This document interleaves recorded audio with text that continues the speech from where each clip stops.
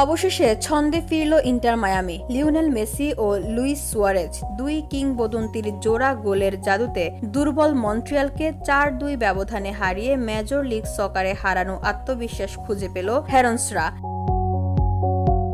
এই ম্যাচ যেন ছিল পুরনো বার্সেলোনা দিনের পুনরাবৃত্তি। মাঠ জুড়ে মেসির ছায়া, তার পাশ থেকে গোল আর সুয়ারেজের ভয়ঙ্কর ফিনিশিং, সব মিলিয়ে মন্ট্রিয়ালকে দিশেহারা করে দিল দুজনের যুগলবন্দি। প্রথমার্ধটা ছিল তুলনামূলক শান্ত, যদিও ম্যাচে প্রথম গোলটা এসেছিল সেই চেনা মেসি স্টাইলে। সার্জিও বুস্কেটসের সঙ্গে 1-2 খেলে বক্সের প্রান্ত থেকে বাঁ পায়ের বিখ্যাত কার্লিং শটে দলকে এগিয়ে দেন আর্জেন্টাইন মহাতারকা।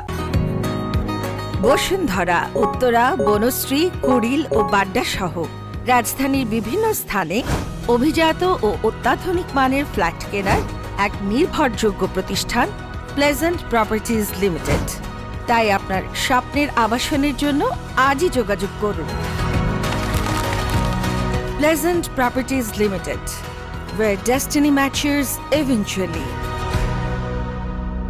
বিরতির পর যেন ঘুম ভাঙে ম্যাচের। গোলরক্ষক অস্কার উস্তারির দুটি চমৎকার সেভের পর মুহূর্তেই পাল্টে যায় দৃশ্যপট। মেসির থ্রু পাসে বক্সে বল পেয়ে ঠান্ডা মাথায় ফিনিশ করেন সুয়ারেজ। ৩ মিনিট পর আবারও স্কোর শিটে নাম তোলেন তিনি। এইবার একটি ছুটে আসা বল গোল মুখে ঠেলেই ৭৩ মিনিটে দান্তে সিলি একটি গোল করে মন্ট্রিয়ালকে সামান্য আশা জোগালেও তা টিকে থাকেনি। ম্যাচের শেষ দিকে আবারও মেসি সুয়ারেজ যুগলবন্দি। গোলরক্ষককে ফাঁকি দিয়ে মেসির আলতো চিপে মায়ামির চতুর্থ গোলটি হয়ে যায় নিশ্চিত। শেষ দিকে মন্ট্রিয়ালের আরেকটি গোল ফলাফলকে একটু সম্মানজনক করলেও ম্যাচের নিয়ন্ত্রণ পুরোপুরি ছিল মায়ামির হাতে।